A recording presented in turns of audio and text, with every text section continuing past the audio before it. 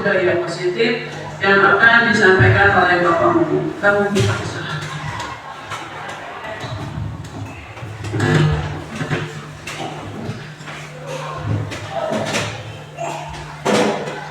Bismillahirrahmanirrahim. Assalamualaikum warahmatullahi wabarakatuh.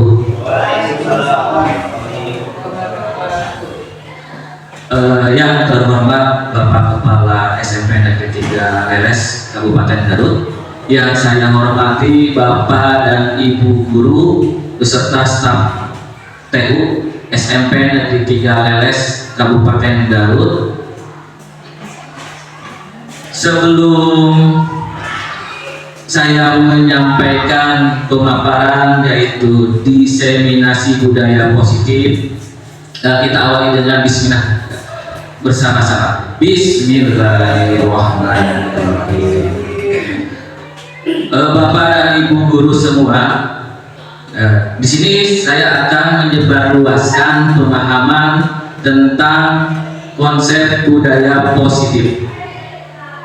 Ini berguna sekali di dalam sekolah kita.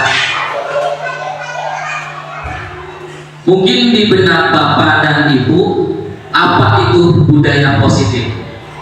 Ya, pasti apa itu budaya positif? Nah, sebelum saya mengajak Bapak dan Ibu lebih lanjut, kita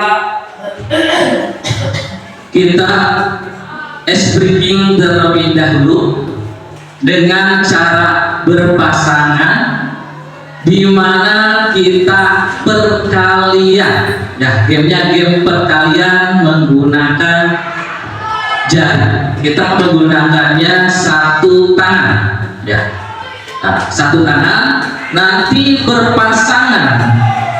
Kemudian ketika sudah dalam hitungan 1, 2, 3, maka tinggal langsung dimulai perkaliannya. Contoh ya, ini ya. Contoh saya dengan Pak Arif berpasangan. Saya kan menghafal yang pertama ya Pak Arif. Pak Arif juga menghafal 1, 2, 3, langsung buka jarinya. Nah, berarti Pak Arif itu berapa? 5. Saya berapa? Berarti langsung jawab ya. Nah, yang dulu menjawab, nah itu yang benar, yang pemenangnya begitu ya. Dapat apa yang menang ya nanti. Paham ini breaking ya, oke. Ya langsung coba Pak 2 perkalian Pak. Bisa dimulai ya, ya. Perkalian mau berdiri apa dulu? Silakan. Ya, duduk saja, oke ya. Pak, saling cepat. Oke, mulai. Siap. 1, 2, 3.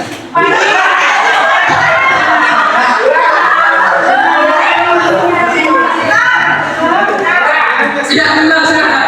Baru 1 kali kan? Oh, 3 kali ya.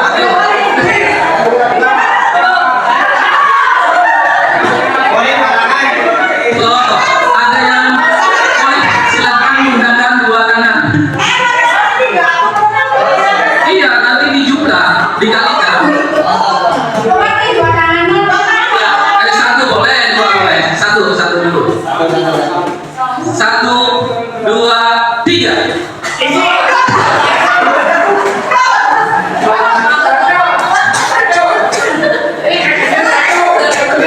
Yang benar apa?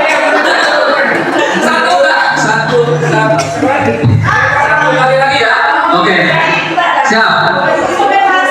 1, 2, 3.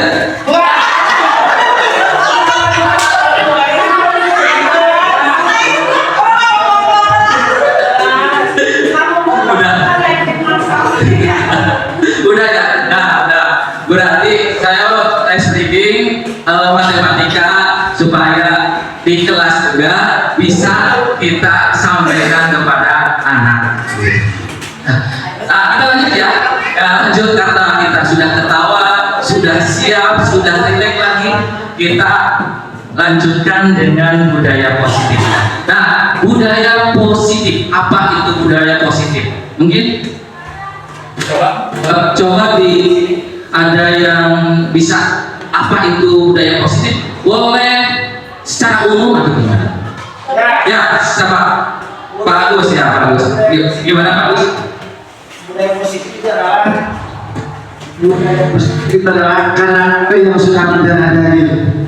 Jadi budaya tersebut, karakter tersebut itu sampai terbawa sampai dia mau meninggal juga, itu sudah menjadi budaya yang sudah benar lagi. Seperti itu Pak Bu.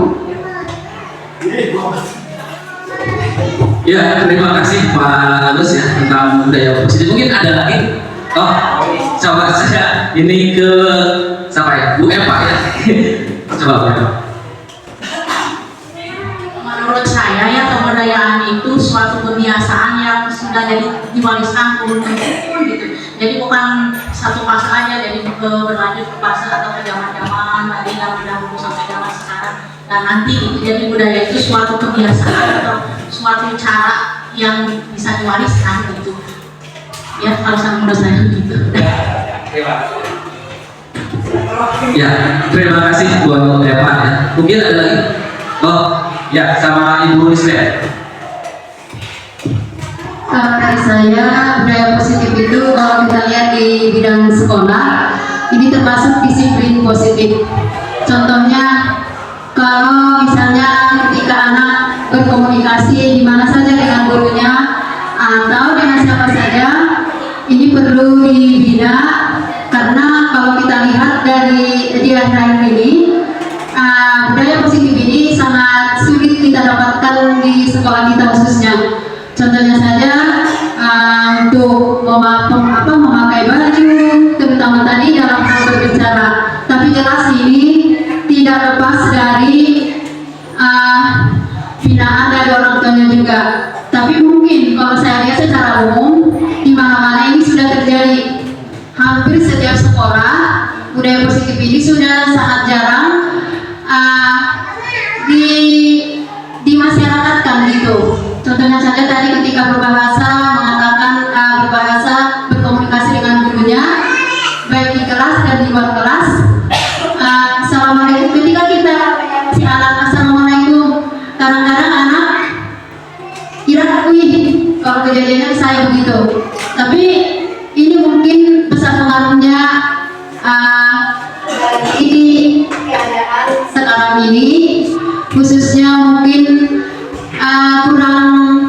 kurang perhatiannya dari pihak orang tua. Begitu juga mungkin saya sendiri sebagai guru di sini sangat kurang perhatian, karena contohnya saja ketika disuruh upacara, anak itu harus selalu digusur-gusur, dan ketika mengikuti upacara juga punten bisa. Jangankan anak, kita guru saja tidak pernah di tempat itu. Mungkin ada rasa 75% dengan contohnya Ibu Eva, alhamdulillah, dan yang lainnya selalu siap lah. Kalau yang lain ini sangat kurang dalam hal positifnya untuk mengikuti upacara. Jadi bagaimana mungkin anak bersikap disiplin kalau kita kurang tegas, kurang memberikan contoh kepada anak. Dari saya, assalamualaikum warahmatullahi wabarakatuh. Ya, terima kasih Bapak dan Ibu semua sudah disampaikan. Nah, itu konsep awal ataupun pemahaman Bapak ya, di awal sebelum saya melanjutkan budaya positif. Betul. Saya apa yang dikatakan oleh Pak Agus, kemudian Bu Eva sama Ibu Lisbeth, ya betul, semua yang berhubungan dengan kebiasaan atau budayanya dan secara turun-temurun. Oke. Nah, di sini karena kita selaku guru itu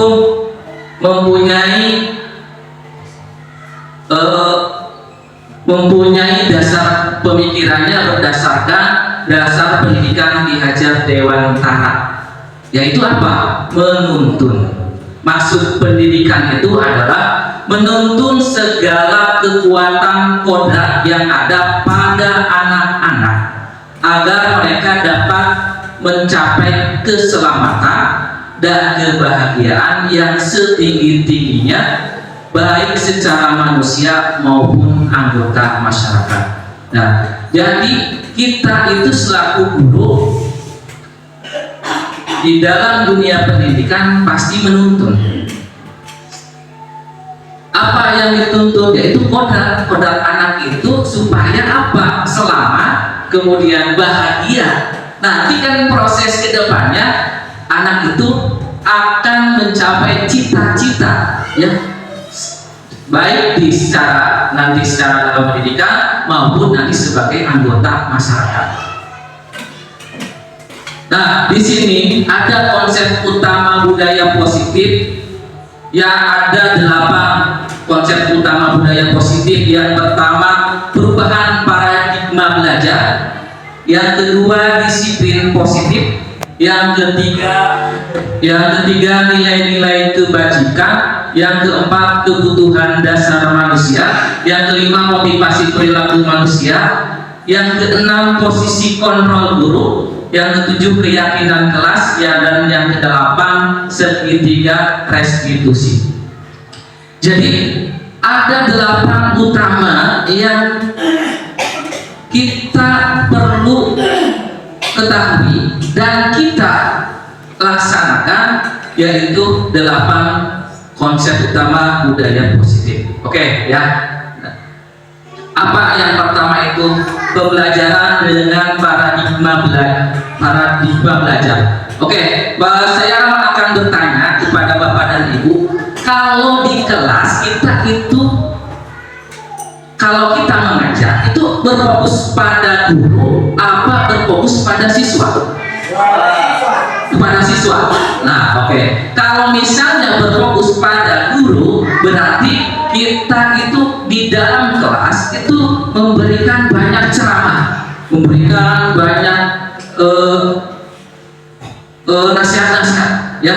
Tapi kalau berpusat pada siswa, maka siswa akan diajak untuk dengan kodratnya. Kalau misalnya siswanya yang di kelas pembelajarannya suka mendengarkan audio, ya, kemudian atau suka melihat visual, kemudian suka bergerak-gerak kinestetik. Nah, kita itu harus menuntun kemauan siswa karena kita sebagai fasilitator.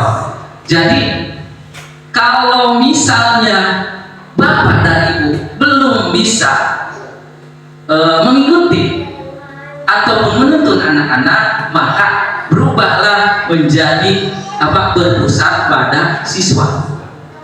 Yaitu apa? Nah, ini pembelajaran dengan paradigma baru merupakan pembelajaran yang dirancang berdasarkan prinsip pembelajaran berdiferensiasi, sehingga para peserta didik belajar sesuai kebutuhannya berdasarkan tahap perkembangan sesuai teori psikologi modern untuk mewujudkan profil pelajar Pancasila. Nah, pemikiran Ki Hajar Dewantara itu sudah ada, kemudian capaiannya yaitu siswa itu bisa mengamalkan dan menjadi profil pelajar Pancasila. Ingat, ada 6 elemen profil pelajar Pancasila, ya. Yang pertama itu beriman kepada Tuhan Yang Maha Esa dan berakhlak mulia. Yang kedua, berkebinekaan global. Yang ketiga, bergotong royong. Yang keempat, kreatif. Kelima, bernalar kritis. Yang keenam, mandiri. Jadi profil pelajar Pancasila ini, nah, jadi di kelas itu kita bimbing siswa itu dengan cara menuntun sesuai kebutuhan, di mana profil-profil itu bisa tersampaikan dalam bentuk perilaku. Tapi berproses, ya. Misalnya Bapak Ibu sekarang kebanyakan ceramah di depan kelas, kita proses, Pak, kita rubah mindsetnya gitu. jadikan siswa yang bisa berkembang sesuai dengan ini, beriman, kemudian bertakwa. Nah itu akhlak mulia kan yang kita inginkan itu. Kita Ibu silahkan rubah mindsetnya kita supaya kita bisa mengajar itu lebih apa? Melihat kebutuhan siswa, ya, gitu ya. Oke. Nah, di sini ada miskonsepsi tentang teori kontrol. Teori kontrol. Nah, ilusi guru mengontrol murid.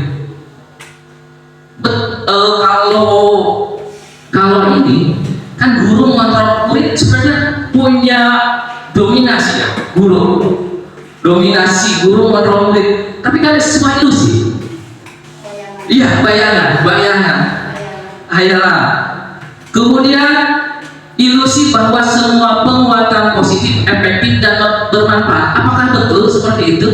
Bahwa semua penguatan positif, efektif dan bermanfaat ketika ada siswa yang bermasalah, kemudian ataupun yang kurang dalam pembelajarannya, kita sampaikan kepada siswa itu, tetapi dalam waktu tanpa penguatan pasti siswa itu akan kembali lagi seperti semula, di mana siswa itu nakal kan, kita identik dengan nakal kan gitu kepada siswa. Nah seperti itu. Kemudian ilusi bahwa orang dewasa berhak memaksa. Contoh bapak dan ibu guru kan karena sudah dewasa jadi berhak memaksa. Ya, kerjakan itu cepat. Kadang kita nggak melihat kondisi anak tersebut, apakah lagi sakit, apakah lagi tidak nyaman di kelas itu ataupun bagaimana kan gitu. Ya kita refleksi betul ya seperti itu. Nah itu semua ilusi sebenarnya ya. Kita itu berhak memaksa, tapi kan tidak seperti itu kan. Kemudian bahwa kritik dan membuat rasa bersalah mampu menguatkan karakter. Kritik ketika ada kesalahan, membuat kesalahan, kita kan suka gak kuat gitu pengen ngobrol atau ngomongin gitu, menasihati, kritik. Ada ucapan yang kita tidak sadari itu membuat anak itu apa? Jadi keinget terus gitu. Jadi psikisnya kena gitu. Jadi orang salah. Jadi anak itu nanti trauma. Ya. Mungkin itu refleksi kita.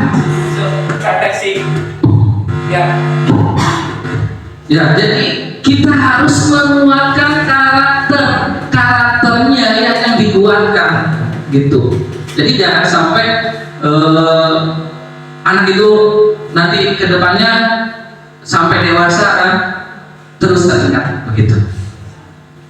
Nah sekarang kita ubah paradigma stimulus respon ke pendekatan teori kontrol. Yang kita pelajari kan stimulus respon, tapi ubah dengan cara teori kontrol. Ya gimana nih? Realitas kebutuhan kita sama. Teori kontrol ternyata realitas atau kebutuhan kita itu berbeda. Kemudian semua orang melihat hal yang sama, tapi setiap orang memiliki gambaran yang berbeda. Kita mencoba mengubah orang agar berpandangan sama dengan kita, tapi kan secara teori kontrolnya kita berusaha memahami pandangan orang lain tentang dunia. Kita memaksa orang untuk mengerjakan sesuatu, untuk bertindak, tapi untuk teori kontrolnya itu kan memahami, kita harus memahami orang lain tentang dunia begitu. Kemudian perilaku buruk dilihat sebagai suatu kesalahan. Anak, ya, stimulus responnya anak berperilaku buruk.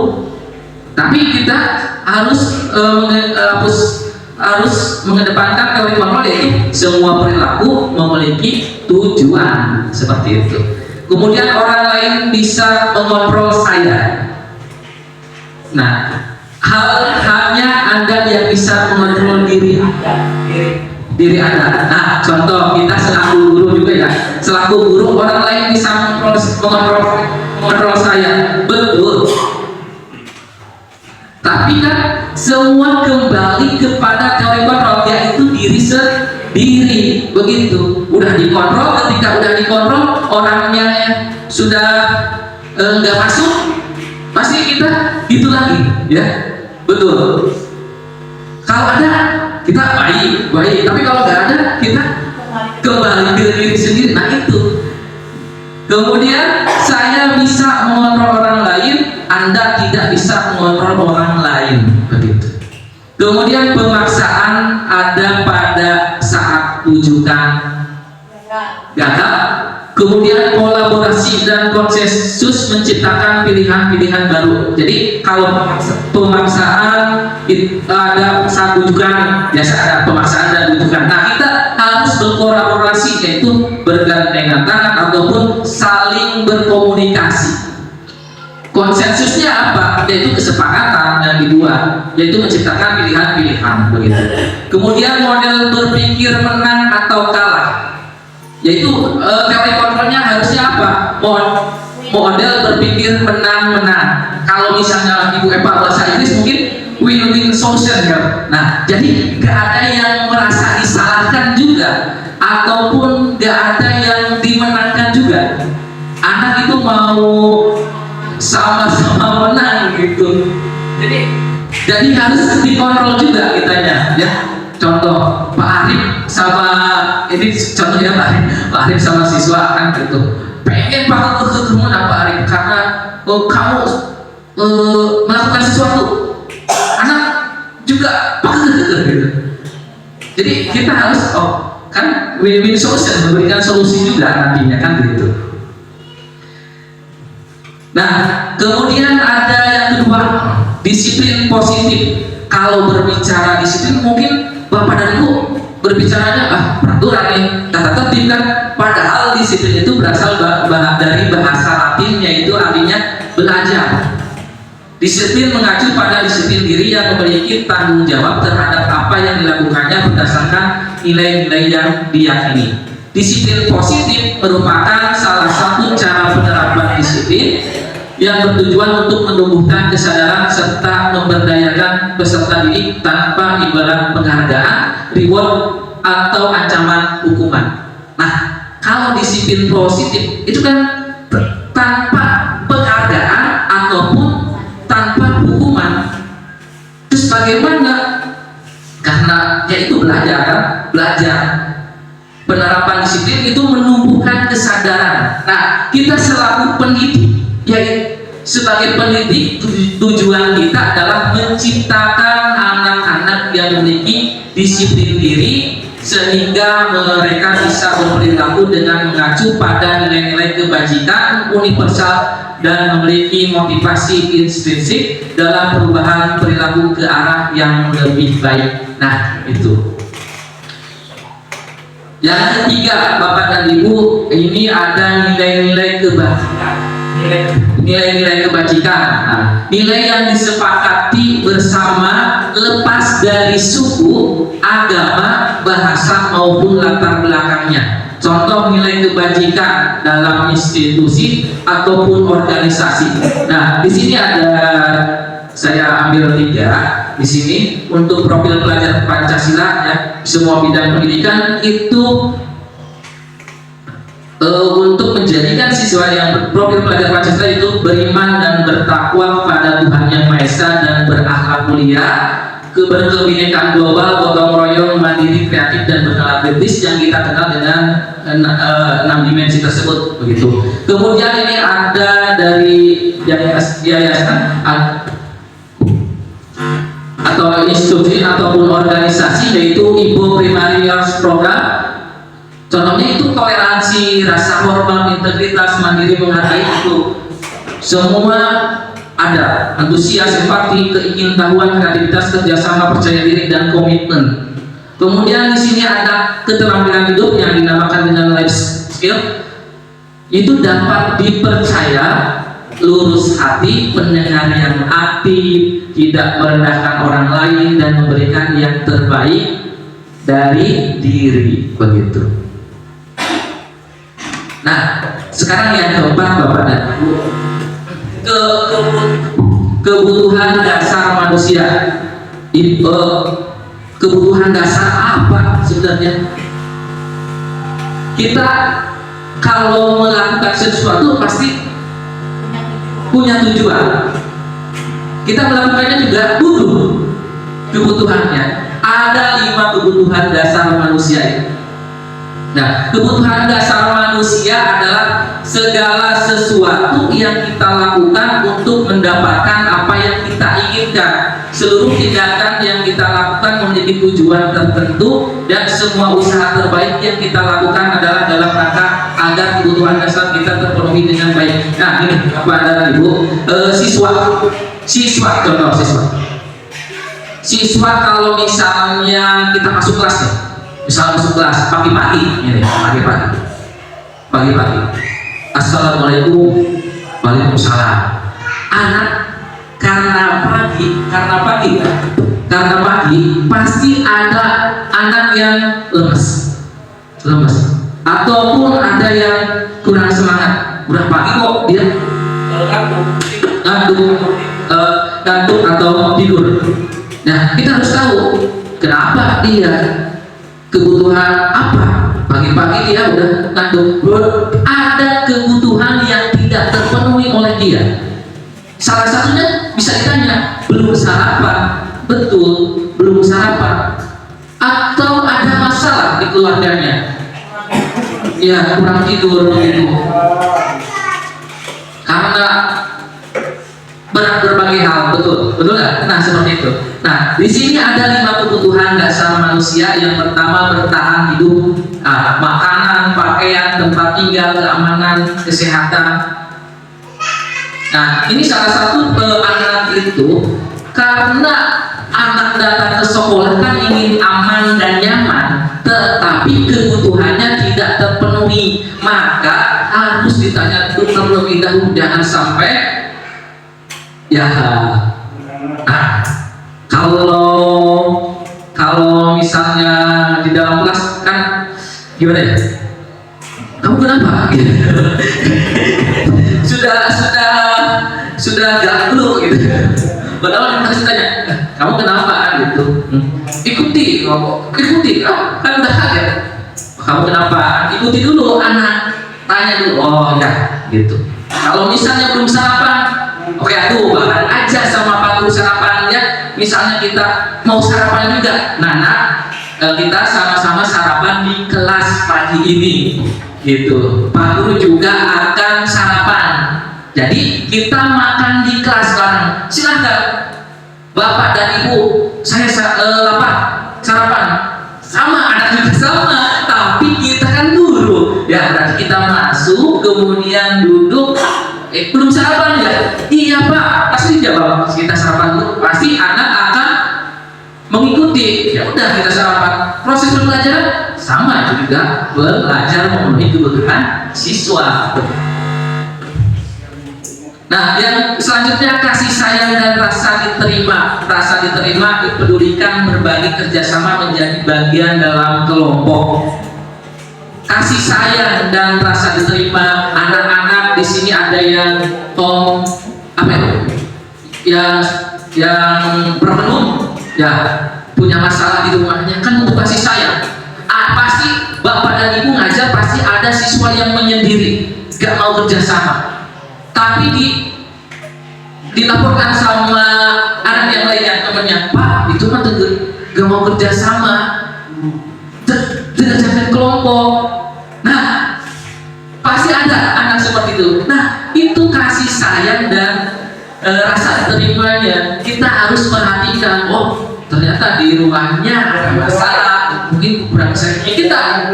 Kita ajak, oh sini nak, atau kita sebut namanya ya, misalnya Denny sini, kita belajar bareng, kerjakan bareng gitu. Kita akan mengerjakan ini, atau udah ini berpikir apa, coba. Nah, itu harus diajak gitu. Nah, yang selanjutnya ada penguasaan harga diri, keinginan untuk dianggap memimpin, berprestasi, diakui, didengar. Pasti kita dalam kelas itu ada siswa yang, Pak, pengen maju, Pak, pengen maju, pengen merasa tampil di depan begitu, pengen tampil, pengen didengar gitu. Itu betul, ada pasti ya di kelas itu. Nah, kita harus kebutuhan itu penguasaan gitu. Oh, ternyata anak tersebut pengen menguasai sama teman-teman yang memimpin kan gitu. Ya, gak apa-apa itu. Karena itu sebagai kebutuhan dia untuk aman dan nyaman gitu. Kemudian kebebasan. Nah, kebebasan ini ada mandiri, memiliki pilihan, mencoba hal baru, mampu mengendalikan arah dirinya. Jadi ada yang bebas, betul Bapak dan Ibu. Makanya tadi ada yang sukanya kinestetik, ya kita harus sesuaikan dengan kebutuhan siswa. Kita gak fokus di dalam kelas aja. Silakan Bapak Ibu bawa ke luar kelas. Saya boleh di lapang, boleh di depan, boleh jalan-jalan, silahkan kan gitu. Gak bisa semuanya kan, gak bisa semuanya. Nah, bagaimana ya menggunakan diferensiasi. Silahkan anak yang suka menulis, ya udah di dalam, yang anak di luar, udah di luar. Nah, tapi kita harus mengontrol kan, tetap harus mengontrol, jangan membiarkan. Kemudian yang kelima, kesenangan, bermain humor, antusias, tertawa. Boleh silakan tertawa ya, bagus tertawa. Kebutuhan kalau misalnya kita terbebani, aduh, boleh silakan. Boleh nanti dulu kan gitu. Coba, sekarang.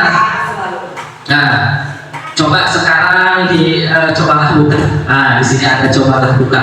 Anda dan teman Anda akan melakukan kegiatan cobalah buka. Apa yang dibuka?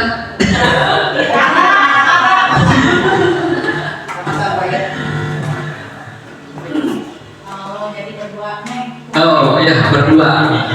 Mana dari pasangannya? Coba ini ya, A dan ada B. Coba Dewi, coba yang pasangan satu itu sebagai A, satu lagi sebagai B. Coba berpasangan sekarang. Nah, itu kan apa? Mencoba Anda bayangkan Anda menyimpan sesuatu yang sangat berharga di dalam kepala tangan Anda. Anda perlu menjaga benda tersebut sekuat tenaga Anda karena begitu pentingnya untuk kehidupan Anda. Tugas B, mencoba dengan segala cara untuk membuka kepala tangan Anda. Jadi B itu boleh membujuk, menghati, intimidasi, memarahi, menggoda, menggeliat, atau menawari dengan uang. Bersedia gak membuka kepala tangan? Coba kita pasangan. Ya, coba silahkan dimulai. Coba. Nanti akan saya tanya. Oh, coba siapa yang hafal? Ya, silakan. Rayu atau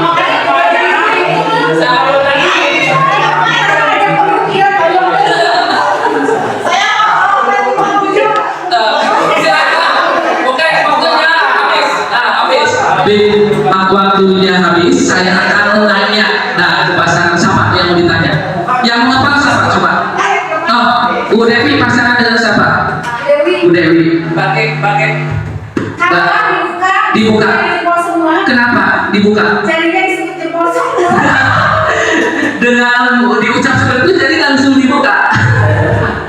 Ada lagi coba sama Pak Ari bagaimana tadi? Dipegang ya. Tetap dibuka Pak Ari.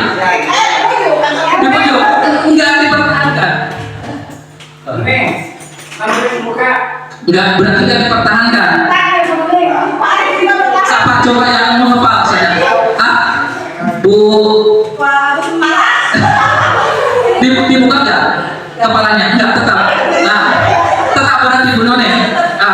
Bu None kalau Bu None tetap.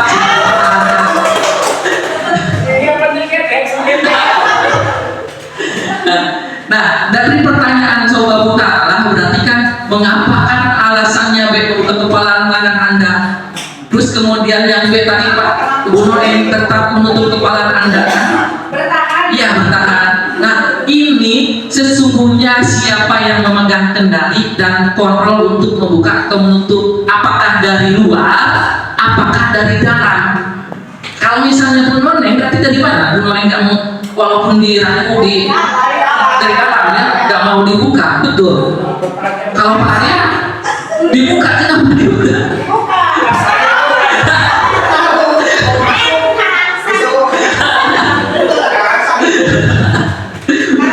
Ya, Bu Devi dibuka karena nah, itulah motivasi ataupun kontrol motivasinya berarti dari dalam untuk mempertahankan. Kalau misalnya dari luar, kan itu sama aja tadi ancaman hukuman. Kalau dikasih tahu ya penghargaan begitu. Berarti posisi kita apa gitu. Nah, untuk motivasi itu untuk menghindari ketidaknyamanan atau hukuman, untuk mendapatkan imbalan atau penghargaan dari orang lain. Nah, 1 dan 2 ini adalah dari luar, yaitu motivasi ekstrinsik. Tapi kalau nomor 3, untuk menjadi orang yang mereka inginkan dan menghargai diri sendiri dengan nilai-nilai yang mereka percaya. Itu kan apa? Intrinsik. Ya, itu menurut Diane Kloset 2001. Nah, hukuman, konsekuensi, sama restitusi. Ini ada 3. Mungkin dari Bapak dan Ibu mengenal istilah-istilah ini ada berapa dari 3 ini? Semuanya? Apa 2? Apa 1? Apa tidak salah? Apa nggak kenal? Yang agak dalam itu restitusi. Nah, jadi kalau hukuman dan konsekuensi kita sering kita ya lakukan atau kita tahu, kemudian restitusi ini yang kita pelajari di pendidikan guru penggerak begitu. Jadi ada istilah restitusi. Nah, bagus. Nah, nanti kita jadi nambah pemahaman juga begitu Bu. Nah, hukuman tidak terencana, tiba-tiba.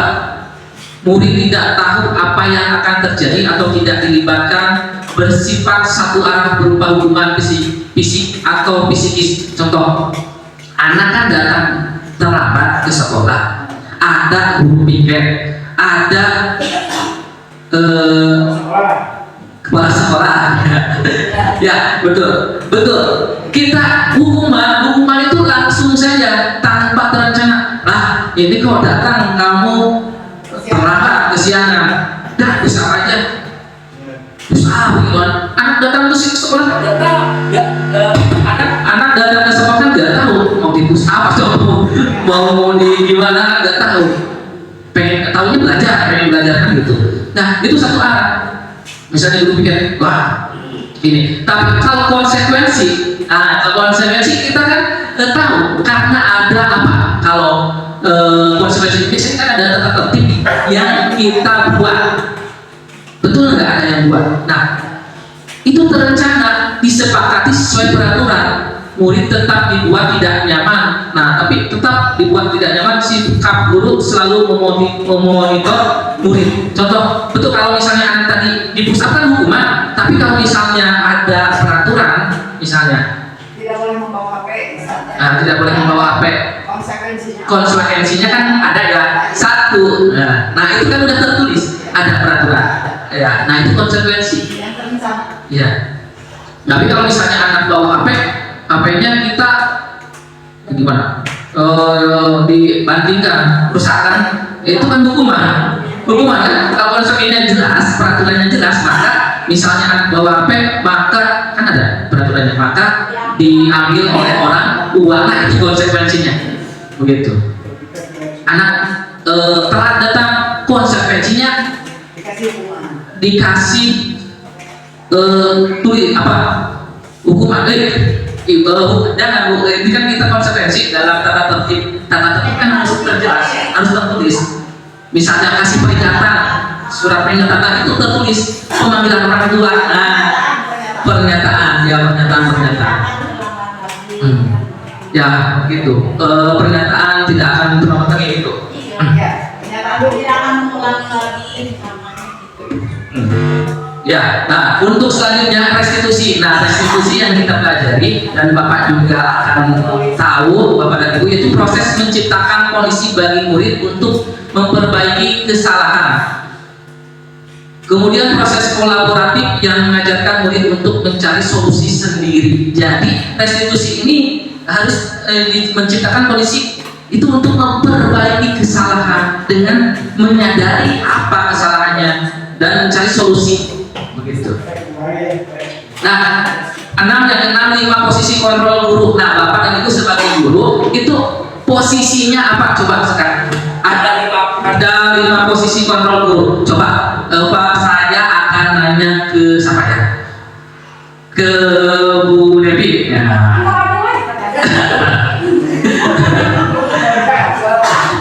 Coba ke Pak Yayan. Untuk posisi kontrol Pak Yayan itu sebagai apa? Pemantau. Udah 1 Pak. Boleh 1 atau 2 gitu, atau lebih gitu.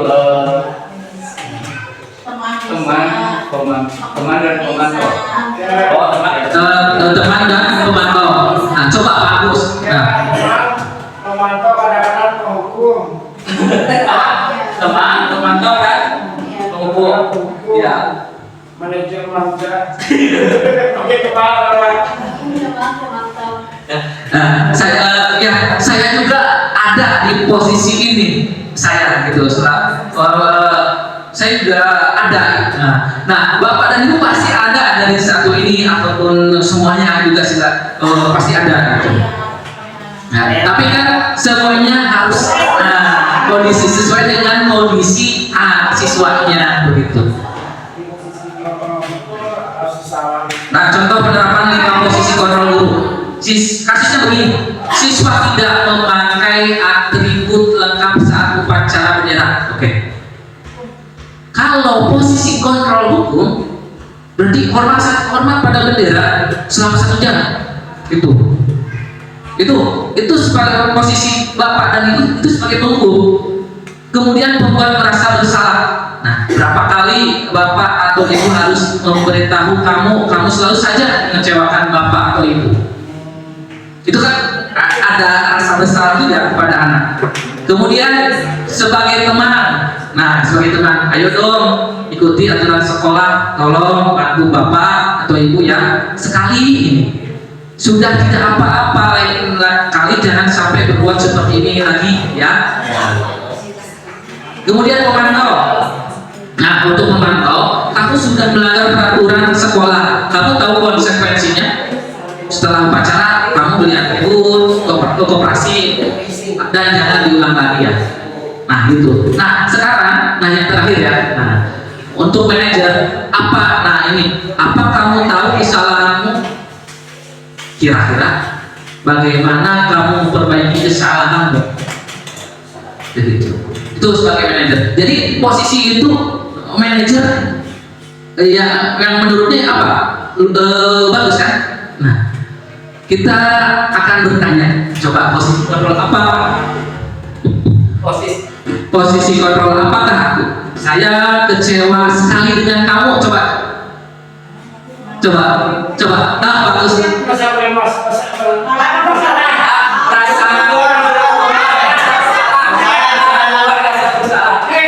Oke, kita cek ya. Ya. Lagi. Kamu tidak pernah benar melakukannya.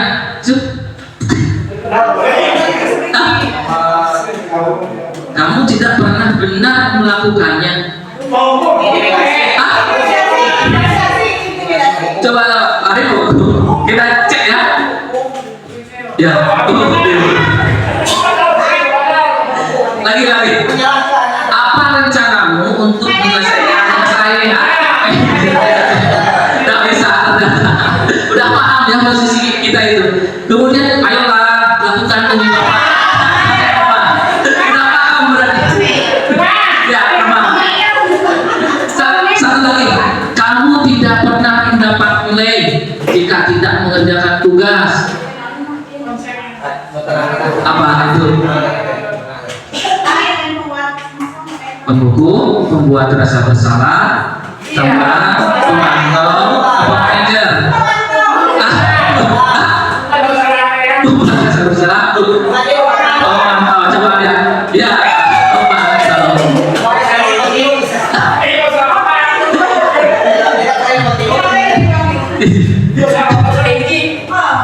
Nah, yang ketujuh ya Bapak dan Ibu, ini keyakinan kelas. Nah, keyakinan kelas itu kan kita sebagai wali kelas atau bukan, pasti sebagai guru lah, guru mata pelajaran, yaitu pasti dalam siswa, pasti berinteraksi dengan siswa, pasti membuat keyakinan kelas. Apa sih keyakinan kelas? Mengapa bukan peraturan kelas? Coba paradigma mindsetnya kan Ibu tahunya peraturan kelas ya. Kalau peraturan kelas biasanya dibuat oleh siapa? Ya, wali kelas. Kalau peraturan, tapi kalau keyakinan kelas siapa yang membuat? Warga kelas, betul. Jadi pusatnya gimana? Kalau peraturan pusatnya ke kita, tapi kalau keyakinan berarti pusatnya ya semua yakin sendiri ya. Nah, coba penggunaan helm. Nah, di sini kan ada Bapak dan Ibu mengendarai motor menggunakan helm, intinya untuk apa sebenarnya? Keselamatan, betul. Iya. Peraturan, karena nggak mau ditilang, gue Pak.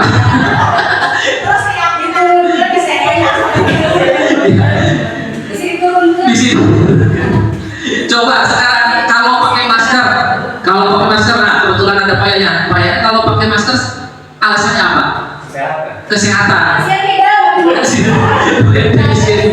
Kesehatan. Oh, ya. Apa lagi? Mungkin udah. Nah, jadi itu keyakinan kita supaya payahnya tidak menularkan orang lain dan tidak menularkan orang lain.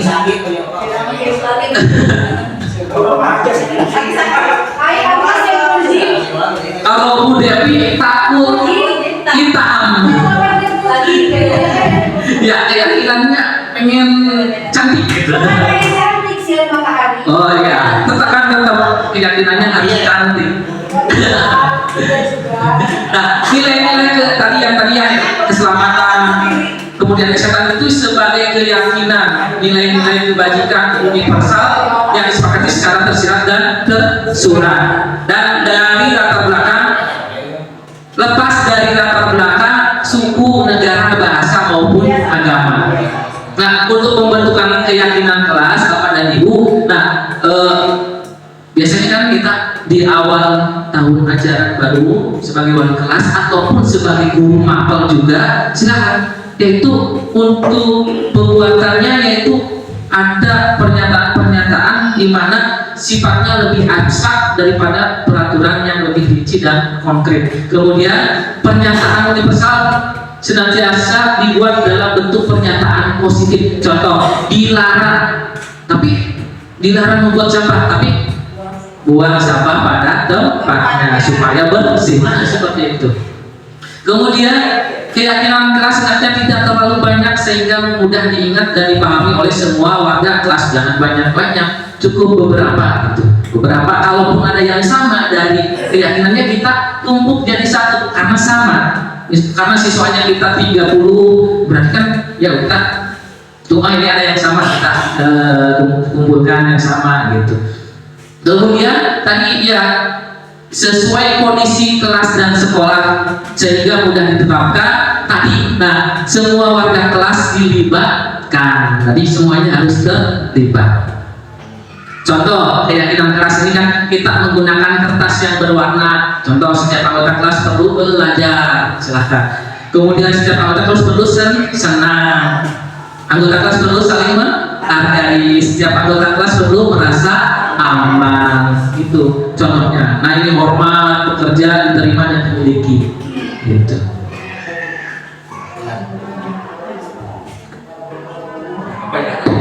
Nah, Bapak dan Ibu, ini yang terakhir restitusinya nanti. Restitusi itu untuk menstabilkan identitas. Yang kedua, validasi teladan yang salah. Yang ketiga, menanyakan keyakinan. Jadi suatu proses dialog yang dijalankan oleh guru agar dapat menghasilkan murid yang mandiri dan bertanggung jawab. Di mana menstabilkan identitas itu berbuat salah itu wajar. Tidak ada manusia yang sempurna. Bapak Ibu tahu kok mau mencari siapa yang salah, tapi Bapak Ibu ingin mencari solusi dari permasalahan ini. Kemudian kamu berhak merasa begitu. Nah, kemudian yang validasi tindakan, berarti kita harus validasi tindakan tersebut. Mengapa melakukan hal itu? Kamu bisa melakukan yang lebih buruk dari ini ya, gitu. Kamu patut bangga karena telah melindungi sesuatu yang penting buatmu. Kamu melakukan karena mempertahankan sesuatu yang penting bagimu. Itu memvalidasi. Kan yang ketiga itu menanyakan keyakinan. Keyakinan apa? Keyakinan kelas kita itu. Nilai apa yang telah disepakati bersama? Seperti apa gambaran sebuah kelas yang ideal menurut kamu? Kamu ingin menjadi orang yang seperti apa? Itu. Jadi ada tiga, apa aja? U4, menstabilkan identitas, validasi tindakan yang salah, menanyakan keyakinan.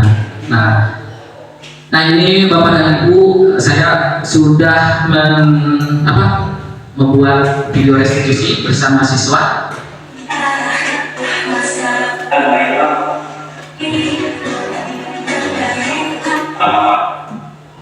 Ada 2 video, saya praktekkan saja dengan siswa. Mendapatkan laporan dari kalau kamu belajar novel saat belajar bahasa Inggris berhasil tidak seperti itu. Apa yang kamu lakukan saat itu? Kenapa bisa saat belajar malah membaca novel?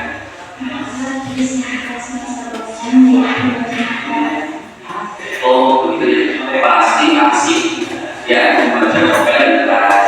Jadi tidak usah dengan pelajaran.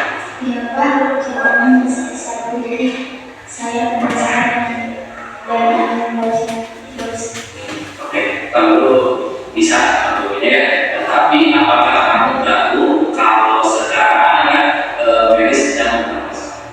Ya Pak, mata saya di sini sangat berani. Baiklah, Mel masih tidak dengan keyakinan kelas sekolah kita itu.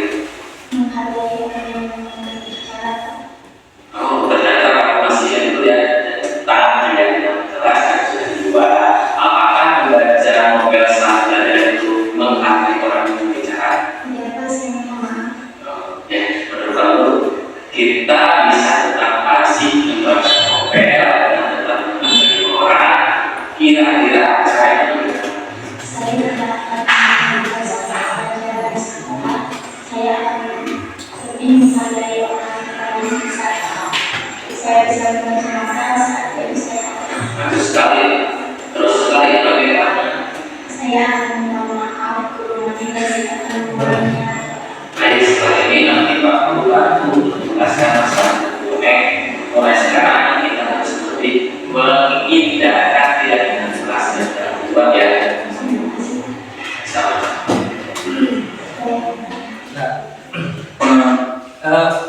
Bapak dan Ibu sudah ya, itu suatu penerapan segitiga restitusi. Nah, Pak Guru, jadi Pak Guru saya lihat, saya itu mau akhiri saja untuk penutup dalam penerapan program disiplin positif. Hendaknya guru memiliki standar kepribadian profesional dan sosial yang baik, di mana guru mampu merefleksikan dirinya dalam posisi kontrol saat ini. Bagaimana perjalanan dirinya sebagai among ataupun manajer yang menuntun muridnya menjadi insan yang mandiri, merdeka, dan bertanggung jawab. Saya ucapkan mohon maaf kepada Bapak dan Ibu, dan saya ucapkan terima kasih juga kepada Bapak dan Ibu. Walaupun maafin bila metode. Wassalamualaikum warahmatullahi wabarakatuh.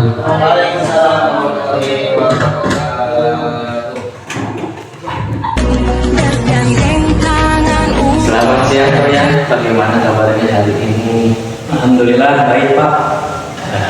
Kemarin hari Selasa ketika pelajaran Pak Guru, kamu tidak berangkat sekolah ya? Iya Pak. Berapa hari kamu tidak berangkat tuh? Dari hari Senin Pak, berarti 2 hari saya tidak berangkat. Kenapa 2 hari itu tidak berangkat? Apa ada masalah? Apa yang bisa Bapak bantu? Iya Pak, 2 hari kemarin saya bangun tidurnya kesiangan. Mengapa bisa? Saat itu kamu tidurnya emang jam berapa? Iya Pak, waktu itu saya bersama saudara bermain game online sampai malam jam 12 lebih. Jadi saya baru bisa tidur jam 1 malam. Jadi pas pagi saya kesiangan karena baru bangun tidur jam 9. Wah, pasti senang ya bermain game online, apalagi bareng saudara, pasti seru sekali. Iya Pak, senang sekali saya. Tetapi Roya, tahukah setelah itu Roya tidak berangkat sekolah sampai 2 hari. Berarti kan ketinggalan materi selama 2 hari tersebut. Iya Pak, saya minta maaf. Baiklah, di sini Bapak tidak akan menyalahkan siapa-siapa. Kira-kira keyakinan kelas mana yang dulu kamu tunjukkan? Menghargai waktu dan sikap disiplin Pak. Roya, masih ingat baik tentang keyakinan kelasnya apakah 2 hari kemarin kamu menunjukkan sikap disiplin dan menghargai waktu? Tidak Pak. Menurut Bapak ada banyak cara untuk mendapatkan kesenangan dengan bermain game online dengan tetap menghargai waktu dan bersikap disiplin. Bagaimana coba caranya? Mengatur waktu jadwal bermain game Pak, agar tidak mengganggu kegiatan yang lain. Contohnya tidak main game sampai larut malam. Bagus, kamu sudah tahu apa yang harus kamu lakukan sekarang. Bagaimana mengenai dengan pelajaran yang tertinggal? Saya akan menanyakan ke guru mapel tentang materi atau tugas yang tertinggal. Kemudian saya bisa menyalin catatan materi dari teman saya. Baiklah, mari kita selalu mengindahkan keyakinan kelas kita dengan lebih menghargai waktu dan bersikap disiplin lagi. Ya Pak, terima kasih. Ya, sama-sama. Pengalaman saya saat melakukan praktik segitiga restitusi bersama Pak Guru, yaitu saya bercerita tentang masalah saya kepada Pak Guru. Perasaan saya saat melakukan praktik segitiga restitusi bersama Pak Guru yaitu senang karena bisa lebih mengetahui tentang kesalahan beserta solusinya. Pak Guru juga tidak menyalahkan saya walaupun saya berbuat salah. Hal baru yang saya ketahui mengenai diri saya setelah praktik ini yaitu ketika saya melanggar keyakinan kelas maka saya tahu bagaimana mengatasinya. Tindakan yang akan saya lakukan setelah belajar dari praktik ini yaitu saya akan lebih menghargai keyakinan kelas yang telah disepakati.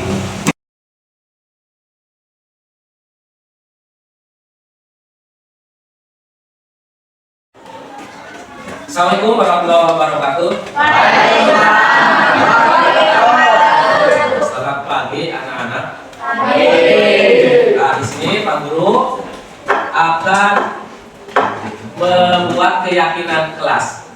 Tetapi sebelum membuat keyakinan kelas, Pak Guru akan bertanya terlebih dahulu kepada kalian, apa itu peraturan kelas? Nah, coba peraturan kelas bagaimana? Apa bedanya peraturan kelas dengan keyakinan kelas?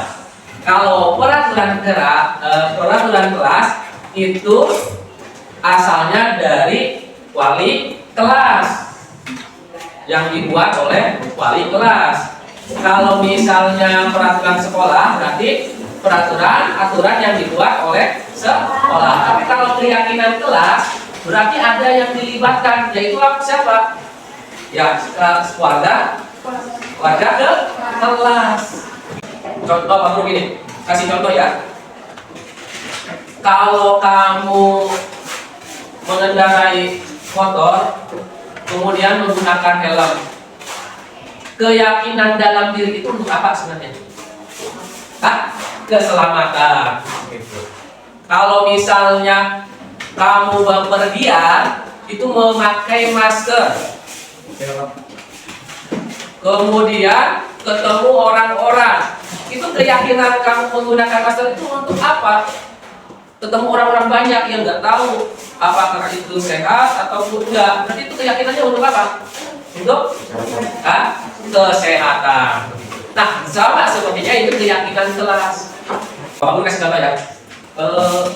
Ada teman kalian yang datang ke kelas ini dengan datang terlambat.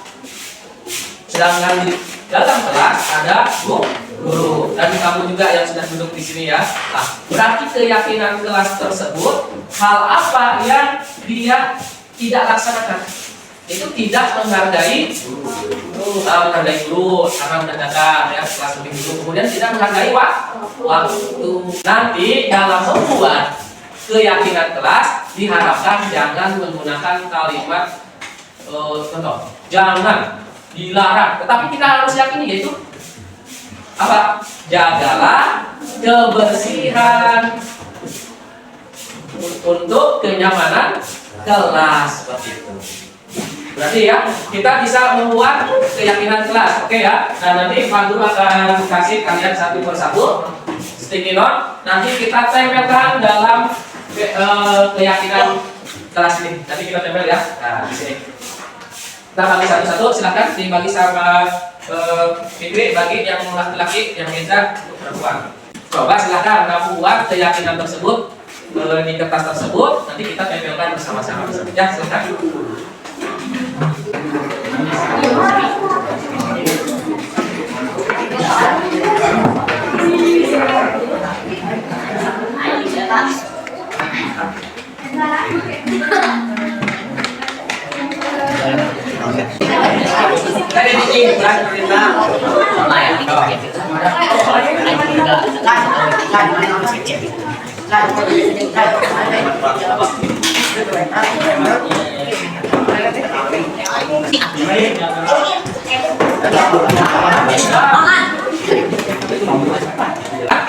Kita lihat ini keyakinan kelas yang kita buat.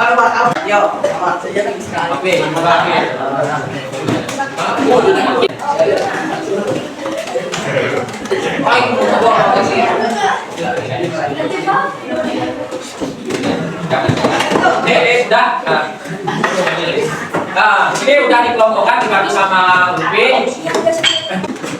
Contoh kita lihat saling menjaga sopan santun, menjaga sikap, ya saling. Nah, yang selanjutnya bekerja sama, menjaga kebersihan. Ini saling bekerja sama. Kemudian menjaga kebersihan. Kemudian saling menghargai teman, saling menghargai, kemudian saling menghargai waktu. Mengerjakan tugas tepat waktu, berarti tanggung jawab. Berarti ya itu keyakinan kelas yang kita buat. Ya, berarti kita harus yakini dan kita merasa itu penting buat kita semua. Pak Guru ucapkan terima kasih kepada kalian yang sudah membuat keyakinan kelas. Siap dengan apa yang kita yakini, yaitu keyakinan kelas dengan apa tadi? Menghargai waktu, kemudian mengerjakan tugas dengan baik, itu berarti tanggung jawab, menjaga kebersihan, menghargai teman. Keyakinan kelas ini bisa